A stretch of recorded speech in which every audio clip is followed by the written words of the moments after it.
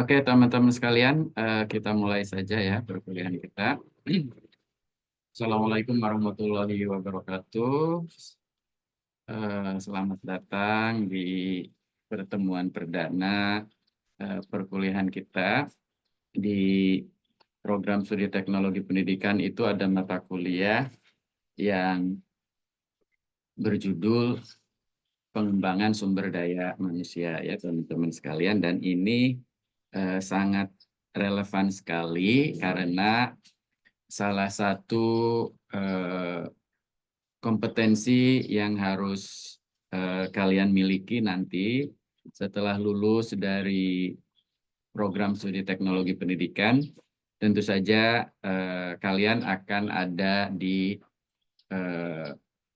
wilayah Human Performance Technology. Mungkin ya, saya nggak tahu di kelas ini apakah nanti teman-teman ada yang konsentrasinya lebih tertarik di dunia Human Performance Technology atau bukan. Maaf ya, ada suara duk-duk, kedengeran nggak?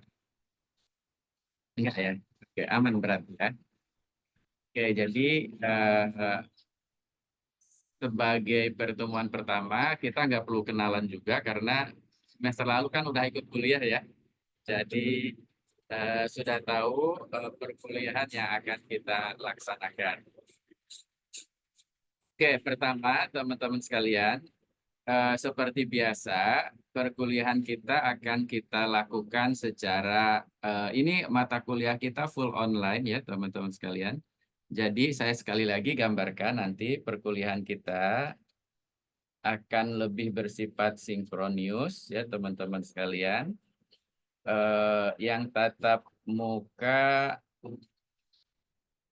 mungkin tidak kita lakukan ya teman-teman. Tapi sesekali mungkin ada tatap muka ya boleh saja, nggak apa-apa. Tapi kita akan lebih banyak di sinkronius di sini.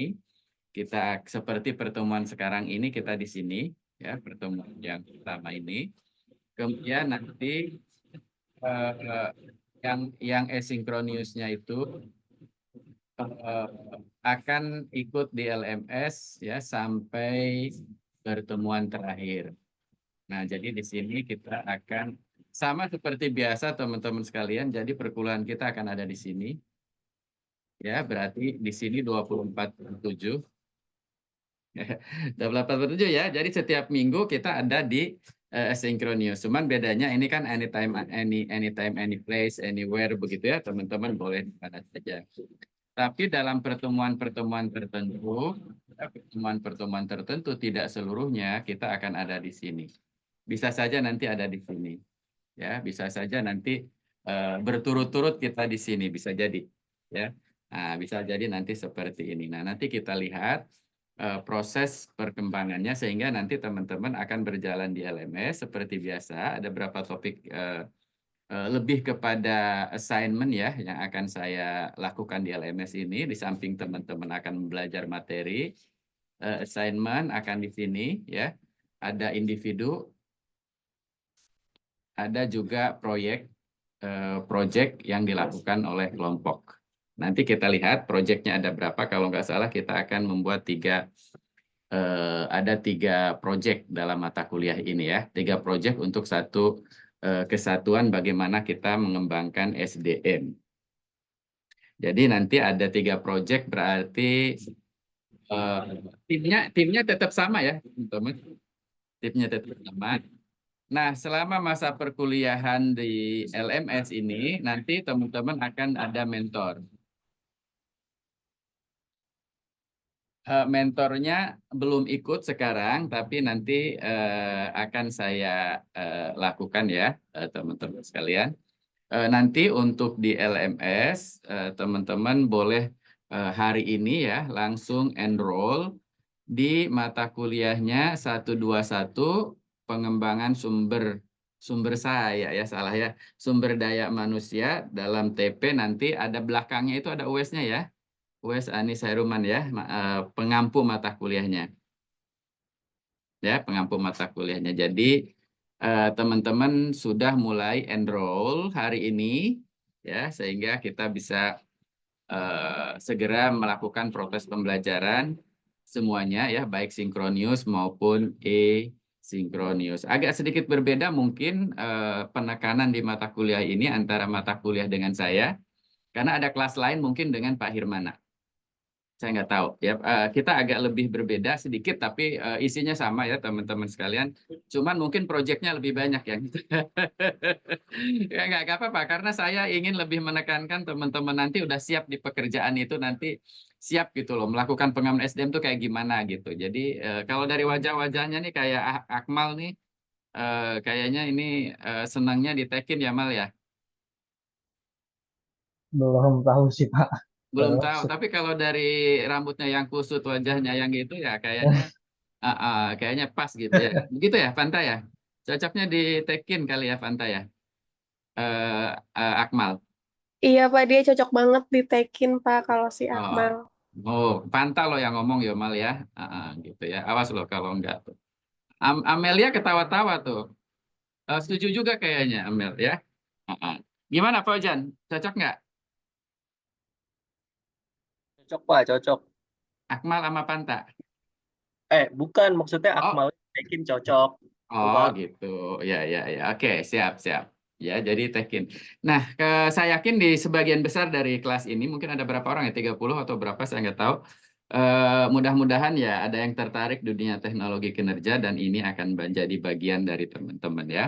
Jadi semester ini apa pertemuan kali ini sebentar saja sih sebenarnya, ini sebagai orientasi kuliah ya. Karena setelah itu teman-teman akan ada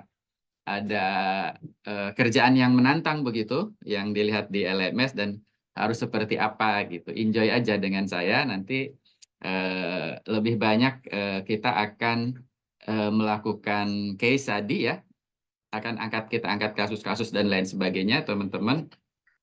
Seperti apa nanti akan kita laksanakan. Saya tunjukin aja dulu ya, nanti apa yang akan kita lakukan selama satu semester ini. Kalau masalah RPS ada lah ya, sudah di ini nanti tinggal kita lihat saja, tapi itu kan hanya normatif ya, tapi insya Allah apa yang akan kita lakukan seperti ini teman-teman sekalian. Bentar, saya buka dulu.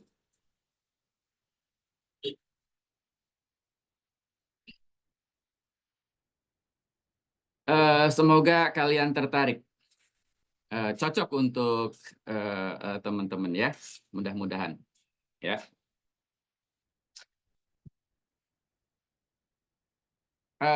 Dalam konteks teknologi pendidikan, saya ingin mengarahkan teman-teman sekalian mata kuliah ini ke dalam learning and development dalam konteks organisasi. Nanti agak mirip-mirip dengan mata kuliah kita yang nanti siang kali ya, yang tentang organisasi belajar. Nah, jadi dalam dunia teknologi pendidikan, teman-teman sekalian, ini kita bicara human performance.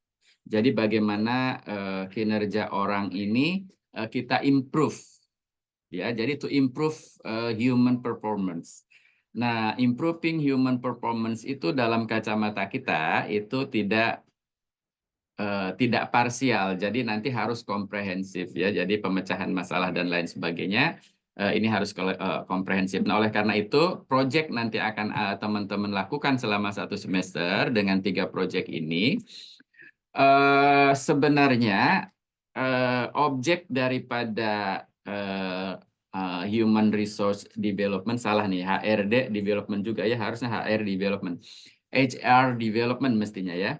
Jadi sebenarnya teman-teman ingin kita melakukan pengembangan dalam organisasi itu setidaknya ada ada 4 hal ya. Jadi pertama dari sisi personelnya dulu ya, alias personal development, kemudian nanti meningkat menjadi professional development sehingga ujung-ujungnya performance-nya akan meningkat secara kolektif ya, sehingga organisasi juga akan meningkat. Nah, ini sebenarnya sasaran utama daripada HRD. Pada saat HRD nanti kita lulusan TP itu lebih banyak di learning and development-nya, bukan di rekrutmennya, bukan di apa gitu, tapi kita menyiapkan learning and development, bahasa kerennya learning and development solution. Mantap kan? Keren banget ya. L&D Solution. Ini bidang kita. Ya, kita tidak mulai melakukan tes psikologi, kemudian rekrutmen, kemudian sebagainya, enggak. Ya, tapi kita lebih kepada learning and development solution gitu. Jadi kita mencari solusi untuk membuat orang-orang dalam organisasi itu berkembang, meningkat kinerjanya melalui satu melalui suatu aktivitas yang disebut dengan learning. Ya, learning. Dan learning ini teman-teman sekalian, jangan anggap learning itu seperti sekarang kita. Ya, ini salah satu learning, ya, kuliah gitu ya. Ya kan? Nah, jadi learning itu bukan hanya melalui kuliah. Jadi kalau Ratri ingin mengembangkan kemampuan Ratri dalam bidang apapun, kuliah bukan satu-satunya. Jadi kalau teman-teman nganggap learning itu adalah kuliah saja, ya ke laut aja deh. Nah, kalau enggak ya bukan orang TP kan gitu ya. Nah, kalau orang TP kan melihat sesuatu hal seperti itu. Oleh karena itu, saya tiap semester selalu ngangkat mentor. Saya saat semester selalu ngangkat apprentice. Karena salah satu bentuk daripada learning itu adalah dia membelajarkan teman-teman yang lain. Ya teman-teman. Siapa tahu nanti teman-teman di sini nanti sekarang semester berapa ya Fanta ya? 5, Pak. Semester 5. Azril semester 5 juga. Iya, pas Ya semester kan? 5. Aujan semester 5 juga. Berarti udah bisa bantuin saya ngajar Del dong ya? Iya kan? Tahun depan. Ya tahun depan lah, tahun depan ya. Saya suka ajak-ajak kok itu. Ada Viros, ada Aldi, Rian, segala macam. Bukan ngajar saja ya teman-teman sekalian. Maksudnya ikut di proyek-proyek saya. Bukan proyek kuliah loh, ini proyek beneran ya maksudnya. Nah gitu. Jadi dengan demikian saya berharap kayak Rian gitu itu belajar. Bukan hanya dari bangku kuliah ya. Kakak kalian Viros, kakak apa adik Viros? Kakak ya. Nah, kakak kalian gitu ikut misalnya saya paksa dia suruh ngajar gitu ya. Sengaja nggak dikasih tahu ketika di on the spot, yuk silahkan Viros gitu. Biarin keringet dingin juga kan gitu. Tapi ya disitulah letaknya belajar ya teman-teman sekalian. Dipaksa. Oke. Nah gitu ya. Oke. Nah di sini teman-teman sekalian, apa yang akan kita lakukan nanti?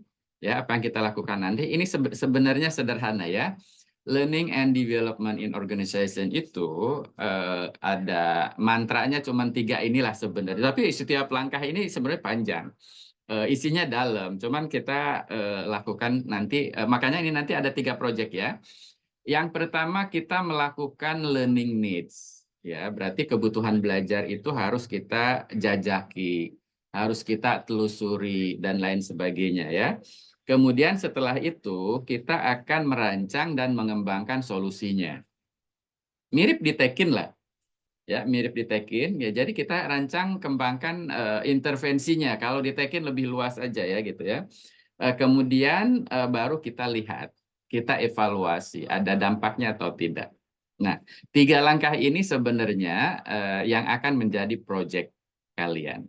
Nah, oh bukan 3 berarti proyeknya. Kalau evaluation agak susah juga, tapi rancangan evaluasinya lah ya.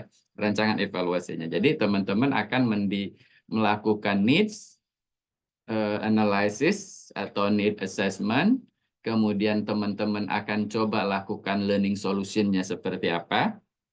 Ya, learning solution-nya itu nanti saya akan berikan kepada teman-teman itu satu paradigma baru yang dikenal dengan 10-20-70. Ini menarik juga lah. Nanti kalian hari ini bagian dari corporate learning atau corporate university ya, Korpu, bagaimana teman-teman melaksanakannya. Nah, di situ ada beberapa intervensi yang mirip-mirip lebih sempit sih dari Tekin ya, karena Tekin adalah payungnya ya. Teman-teman sudah ikut kuliah teknologi kinerja? Sudah, Pak. Azil sudah ya? Berarti teman-teman sudah mengenal intervensi ya. Intervensi yang sifatnya instruksional dan non-instruksional gitu.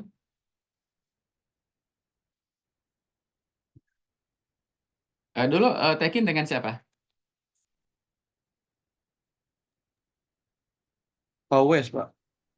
Atau Tekin dengan saya? Iya. Oh ya berarti udah tahu kan? Oke, kalau udah ya oke siap ya. Berarti begini. Nah, oleh karena itu teman-teman akan melakukan yang pertama ya, learning need assessment. Nah, nanti teman-teman cari di buku-bukunya tentang learning need assessment. Tapi ini adalah satu proses yang sistematis sebenarnya ya. Saya ambil dari definisi ini dari siapa kok lupa saya.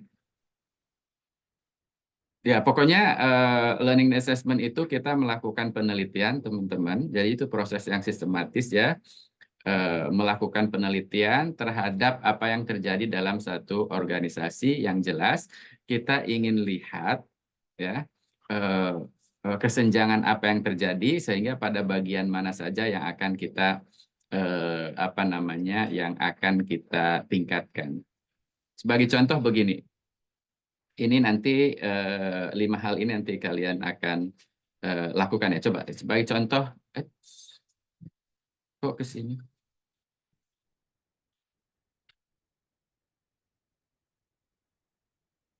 Sorry. Oke. Nah, sebagai contoh begini ya. Misalnya Azril ini menjadi seorang HRD di sebuah kafe besar. Ada kopi kini nggak tahu ini ngarang-ngarang aja. Kopi kini, sasaran kafe itu adalah katakanlah netizen. Kafe tersebut memiliki 15 karyawan, mulai dari level manager, supervisor, coordinator, staff. Kemudian makanan yang dijual misalnya meliputi makanan dan minuman pasti ya. Kemudian apakah penjualan selama sesuai target?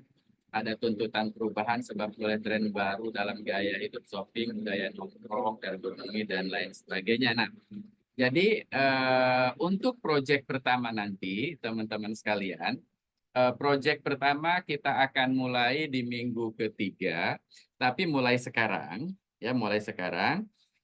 teman-teman harus sudah mulai ya memilih tempat di mana learning and solution yang ingin teman-teman lakukan. Ya, yang saya tadi contohkan itu adalah kafe. Ya, berarti kalau misalnya Azril ada di kafe tersebut atau diminta oleh kafe tersebut untuk meningkatkan kinerjanya, berarti kan Azril harus melakukan riset di situ. Katakanlah misalnya yang paling terkenal tuh biasanya apa namanya makanan tuh janji jiwa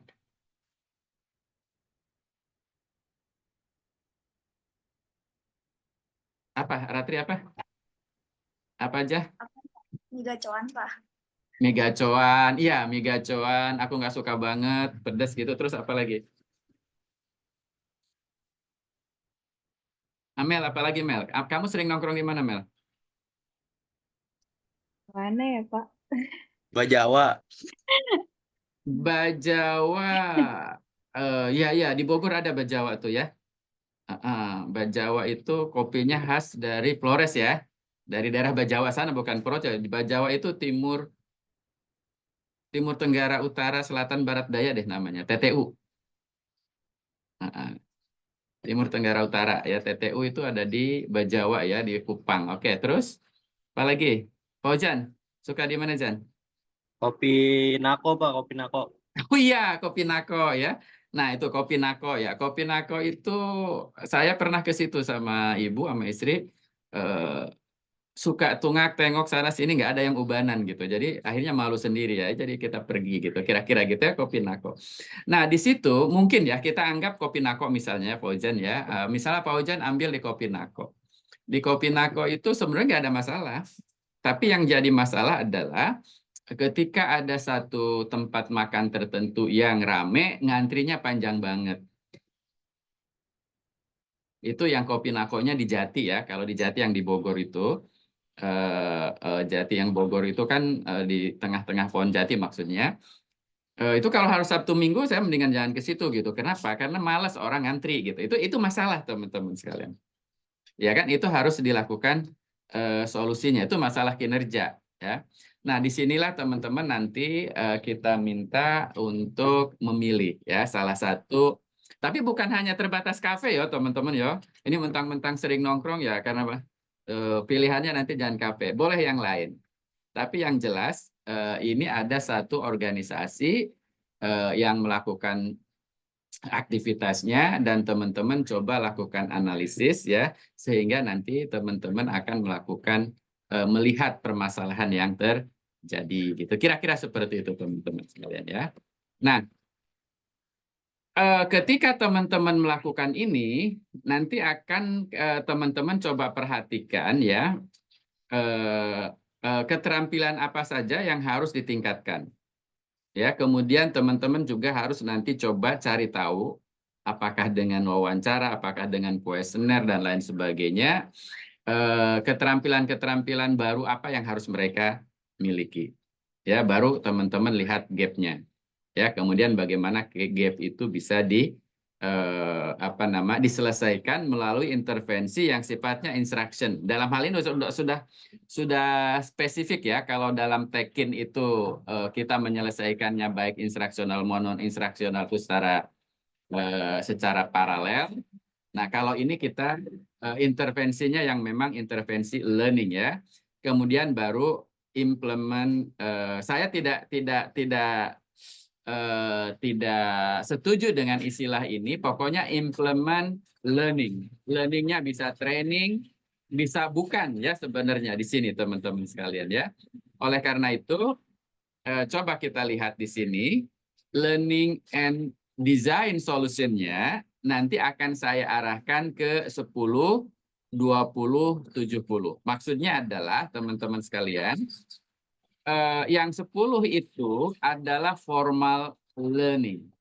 Formal learning itu biasanya itu terjadi melalui training, ya, melalui course-course lah, ya, pembelajaran.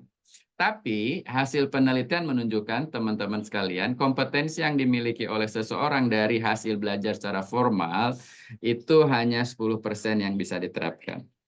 20%-nya apa? Terjadi melalui informal learning, pembelajaran yang informal ketika teman-teman bergabung dengan sesama karyawan di situ, mungkin ada coaching dan mentoring, ada shadowing gitu ya, ada sharing session dan lain sebagainya. Tapi ini sudah sesama teman. Nah, tapi yang 70% itu terjadi di tempat kerja melakukan real practice-nya. Jadi gini teman-teman sekalian ya, Fanta misalnya menjadi seorang supervisor, ya supervisor. Nah, ada beberapa tugas yang harus dilakukan oleh supervisor. Ya. Atau misalnya Amel sebagai entry level di pekerjaan itu bekerja sebagai trainer. Misal ya sebagai trainer. Atau Rifda diterima di suatu organisasi belajar memperoleh tugas sebagai learning designer atau e-learning designer atau instructional designer. Misal ya teman-teman sekalian. Rifda sudah kuliah S1 TP, ya kan? Di dalam mata kuliahnya sudah ada mata kuliah yang terkait dengan instructional design. Ada bahkan ada desain pembelajaran, belajar dan pembelajaran, e-learning design dan lain sebagainya. Bahkan sudah mendapatkan kursus, mendapatkan sertifikat kompetensi khusus dalam instructional design. Itu adalah kemampuan-kemampuan yang kita peroleh secara formal. Ya, itu pengaruhnya di tempat kerja itu hanya 10%. Ya. Nah, kalau Rifda nggak pernah terlibat di dalam pekerjaan melakukan instructional design untuk ya mendesain pembelajaran untuk konteks tertentu, maka Rifda nggak akan pernah meningkat itu kompetensinya. Ya kan? Tapi kalau Rifda sering dicemplungin bagaimana melakukan itu, maka itu sudah 70%. Karena itu adalah yang sifatnya on the job, yang paling kanan ya teman-teman sekalian ya. Kemudian kalau Rifda seling berbagi, gue dapat begini loh, mendesainnya kayak gini, terus ada teman-teman secara instructional designer juga di pasti, aku buat gini kayak gini-gini, itu akan lebih meningkat jadi 20%. Ya kan? Contoh ya, teman-teman sekalian. Saya sengaja misalnya untuk tidak memberitahu Firos atau Aldi apa yang harus dilakukan ketika nanti bantu saya, teman-teman sekalian. Ya kan? Bantu saya. Ketika di TKP, oke, Viro sekarang kamu ajarin begini-begini, ngomong di depan orang-orang, pesertanya ada 40 atau 50, ya, orang-orang gitu dan sebagainya, maka ya itu akan memperoleh kompetensi buat dia, kemampuan dia dalam melakukan, ya katakanlah sebagai berbicara di depan umum, itu 70%, teman-teman. Ya. Karena udah cemplungin langsung bagaimana melakukan sesuatu ya, bagaimana menyapa, bagaimana ini, saya biarin aja di belakang, saya liatin gitu ya, kira-kira begitu teman-teman sekalian. Nah, jadi kalau Fauzan ingin menguasai sesuatu teman-teman sekalian, nggak cukup hanya diperoleh melalui kursus, pelatihan, melalui kuliah, kan gitu ya teman-teman sekalian ya. Oke, kalau kita jujur dalam diri kita, ada sesuatu kita yang jago banget. Yang kita kuasai jago banget. Saya yakin ada ya. Fauzan kira-kira apa? Kamu jagonya apa? Jangan jago banget lah kira-kira. Jangan bilang makan ya. Kalau makan semuanya jago. Main futsal, Pak, main futsal. Oh, main futsal ya. Kalau main futsal Fauzan itu hanya diperoleh melalui training dengan coach dan lain sebagainya, itu sebenarnya cuma 50%, 10% teman-teman. Ya kan? Tapi ketika berinteraksi dengan teman-teman dalam permainan yang sebenarnya, kemudian Fauzan melakukan permainan sesungguhnya dengan challenge yang lebih tinggi, misalnya lawan yang berat dan lain sebagainya, maka sesungguhnya yang 70% itu terjadi di situ. Oke, jadi teman-teman sekalian, kalau teman-teman ingin menguasai, ini secara personal ya, kalau teman-teman ingin menguasai sesuatu, challenge yourself dalam situasi nyata. Challenge yourself. Tugasi diri sendiri ya. Assign yourself ya. Assign yourself. Gitu. Nah makanya teman-teman sekalian, nanti di proyek yang kedua, ya di proyek yang kedua, saya ingin teman-teman mendesain pembelajarannya yang berhubungan ya antara kalian mendesain pembelajaran yang sifatnya formal, kemudian kalian desain yang sifatnya informal, kemudian kalian desain juga di tempat kerjanya dia harus ngapain. Apakah dikasih challenging work assignment, apakah dikasih problem solving opportunities, atau diversity of experiences, atau suruh dia melakukan kolaborasi dan praktek secara sosial atau apa gimana. Nah ini salah satu, ini contoh-contoh ya, ini banyak lagi sebenarnya bentuk-bentuk aktivitasnya. Nah, disinilah teman-teman akan membuat proyek yang kedua. Jadi, tapi nyambung ya. Dari yang pertama adalah learning needs, ya kan? Kemudian yang kedua adalah learning solution. Ya. Yang dua ini bobotnya dibandingkan dengan yang ketiga. Ya, yang ketiga itu teman-teman, yang ketiga teman-teman akan melakukan evaluation. Jadi apa yang teman-teman learning and design solution tadi, ceritanya ya, ceritanya kita akan lakukan selama 1 tahun dan lain sebagainya, baru kita evaluasi. Misal ya, evaluasinya dengan model Kirkpatrick ya, Kirkpatrick ini. Ada level 1 reaction ya, level 2 learning, level 2, level 3 behavior, artinya bagaimana di tempat kerja, level 4 bagaimana impact-nya, dampaknya. Nah, untuk yang ketiga, ini hanya desain saja rancangan ya, tapi untuk yang 1 dan 2 ini bobotnya teman-teman sekalian. Ini learning needs, ini bobotnya itu adalah 50% dari 3 ya. Learning need 50%, kemudian learning design and development atau learning solution itu adalah 40%, ya. yang terakhir evaluation itu bobotnya 10, tapi teman-teman harus kita lakukan. Ya, oleh karena itu perkuliahan kita akan seperti itu. Nanti akan seiring dengan perkembangan perkuliahan kita, maka materi yang akan saya sampaikan itu adalah yang terkait dengan HRD dalam TP, which is itu adalah core bisnisnya adalah mengembangkan human development dengan konteks learning solution tadi. Kemudian kita akan bahas tentang bagaimana melakukan need assessment, learning need assessment. Kemudian kita akan bahas tentang learning and design solution itu satu persatu, yang 10, 20, 70, ya. Sambil teman-teman melakukan project. Ya, kemudian kita akan bahas terakhir tentang bagaimana mengevaluasinya. Ya. Sehingga pertemuan-pertemuan seperti ini akan lebih banyak nanti kita akan bahas project. Ya, bagaimana teman-teman menyiapkan learning, datang ke lapangan, melakukan analisis dan menentukan yang 5 hal tadi, ya. Kemudian memilih dan menentukan learning solution-nya kayak gimana, rancang, dan kita buat. Nah, ini teman-teman sekalian yang akan kita laksanakan selama 1 semester. Ya, having fun dengan melakukan 3 project.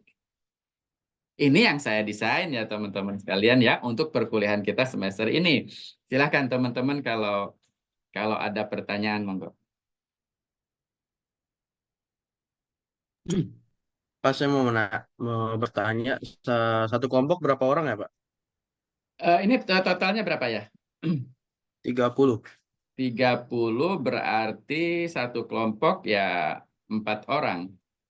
Berarti 30 kalau 4 orang 30 bagi 4 berapa? 7, Pak. Ada yang 5. 2 kelompok ada yang 5. Ya, nggak apa-apa. Ada 2 kelompok yang 5 ya, berarti ada 7 kelompok ya. Tapi kan biasa di-shuffle di itu ya, di-shuffle di LMS ya. Iya, Pak. Iya kan, kita shuffle di LMS gitu.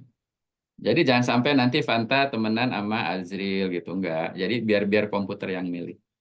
Rifda nanti temenan dengan siapa? Fauzan gitu, enggak. Tergantung LMS ya. Gitu ya, Ratri ya? Iya, Pak. Oke, siap. Gitu ya, Azril ya. Oke, Pak, baik. Tapi nanti untuk organisasi belajar, ya kelompoknya nanti pasti akan beda lagi, nggak usah sama ya, Fanta ya. Tapi organisasi belajar juga mirip-mirip sih tugasnya. Ya. Tapi nanti aja kita bicaranya jam 1 ya. Jam berapa? Jam setengah 2 ya. Iya, 1:30, Pak. Oke, ada lagi teman-teman?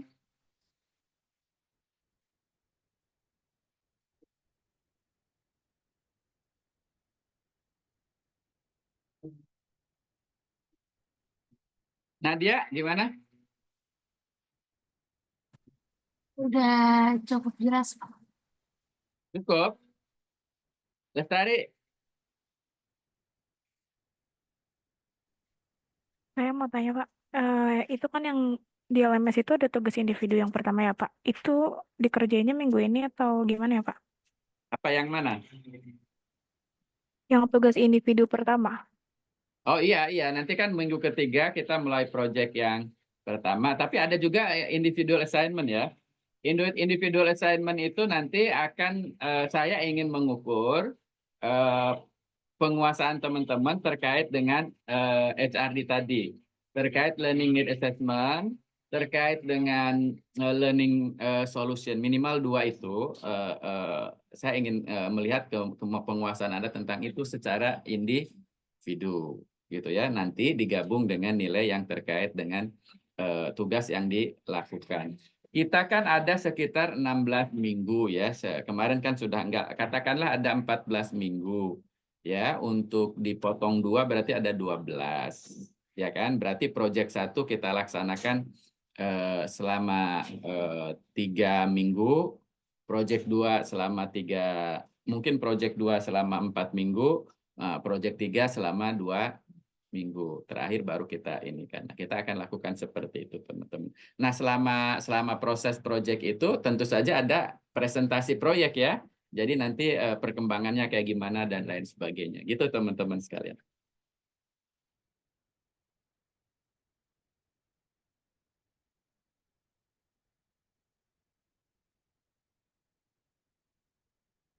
Oke, Siva gimana Siva?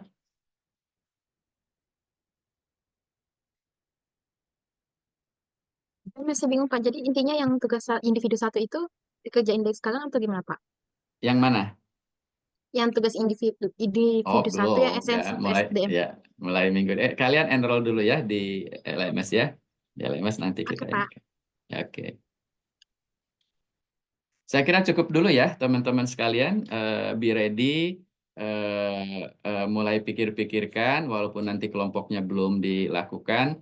Teman-teman mulai bayangkan dan mulai searching di internet atau apapun 3 hal ya. Learning need analysis, learning need assessment, learning and development solution-nya itu ngacu kepada paradigma 10-20-70 ya. Banyak kok di internet itu 10-20-70. Yang tadi, yang itu adalah corporate learning sebenarnya atau corporate university. Dan yang ketiga adalah evaluasi. Evaluasi tidak harus ke Patrick ya, ada evaluasi yang lain sebagainya ya. Evaluasi program tentu saja ya. Oke, saya kira cukup sekian teman-teman sekalian. Silahkan dibayangkan, dipikir-pikir. Mulai sekarang teman-teman secara inisiatif sendiri, mulai riset ya, mulai cari-cari begitu informasi atau buku atau apa tentang 3 hal ini. Ya, sekali lagi saya sampaikan, HRD yang kita maksud adalah HRD dalam konteks TP. Ya, nah HRD dalam konteks TP itu artinya improving human performance through learning and design. Ya, berarti learning solution. Berarti tugas teman-teman dalam HRD yang sekarang ini adalah design and develop learning solution to improve human performance.